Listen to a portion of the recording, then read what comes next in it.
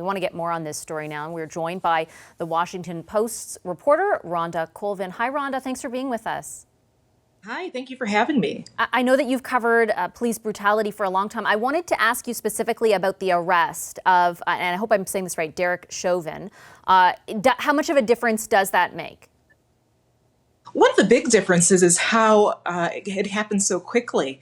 It doesn't seem like it has happened very quickly. In fact, usually when, a public citizen might have, video of them harming someone, they would be arrested. But because of the strength of police unions, you often don't see a law enforcement officer who has been arrested so quickly after this video came out. So that's one of the stunning things to me, that now he's been arrested and it has only been a couple days after the video came out. Do you think it will do much to quell so much of the concern that has arisen, or that has been on display, I should say, since that video surfaced? I think it will, because you saw after Monday, a lot of people in Minnesota said, something has to be done. Firing those officers is not enough. The next step is to arrest them. So now that it has happened, the officer who is the one that is being questioned right now, the one that had his knee on Mr. Floyd, he's been taken in. It's also going to be interesting to see in the next coming days, will any of those other officers who are on the scene, will they also be questioned or arrested, or seen also in light of the arrest of their counterpart that's just been arrested? And based on your coverage of this issue and incidents of it in the past, I know you mentioned that it's kind of quick, the nature of the arrest so far. What about the reaction from law enforcement officials, the way in which politicians and law enforcement officials have been communicating on this, dealing with this? Is it different than you've seen in the past? Does it acknowledge some of the wrongs, or is it still down the wrong path? I think when you compare this to other things like the protests that happened with the Freddie Gray killing in Baltimore, or the Ferguson, Missouri situation with Michael Brown, you saw that law enforcement really did not speak to the public in the ways that people wanted to hear from them. They did not provide any answers, and I think that adds to the frustration. In this case, you are seeing law enforcement officials. You're also seeing elected officials there in the state come out, brief the public on what they're doing, and I think that goes a long way.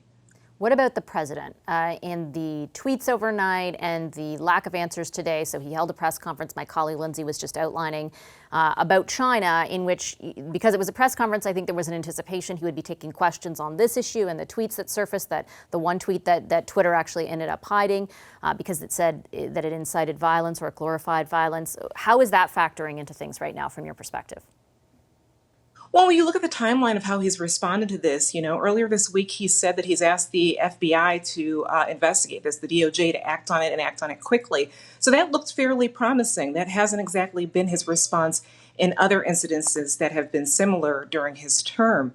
But then you have the tweet that happened early this morning and referring to protesters as thugs, and that certainly incited some of the problem there. And then the fact that after that tweet, he did not explain it in the press conference today. He did not take any questions on the situation there in Minnesota. So I think a lot of people are a little dismayed, because we did see that promising action by him earlier this week, saying to the DOJ, please investigate this and investigate it quickly.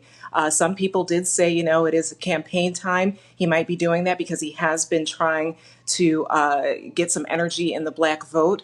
But now, with him not saying anything after that press conference, I think a lot of people are pretty troubled by that. You mentioned, Rhonda, that you were looking to see whether or not there will be other charges laid against the other police officers involved in this incident. What else are you keeping your eye on over the next few days as far as this all goes? I think just looking at the public right now, they're on the ground and also elsewhere in other cities. There's always concern that after these things happen, there aren't only protests in that city where it happened, but you see them in bigger cities. I live here in Washington, D.C., so, keeping an eye on how that affects people here and if there's going to be protests here in other places, other big cities in the country. So these things tend to have a domino effect, honestly, where a lot of people who are concerned in their own city, in their own state, they may also want to respond in similar ways that we're seeing there in Minnesota. Okay, thanks very much for your time, Rhonda. I really appreciate your insights this evening. Thank you. Washington Post reporter Rhonda Colvin. Hi, I'm Vashi Capellos, host of Power in Politics. See more of our show by subscribing to the CBC News channel or click the link for another video.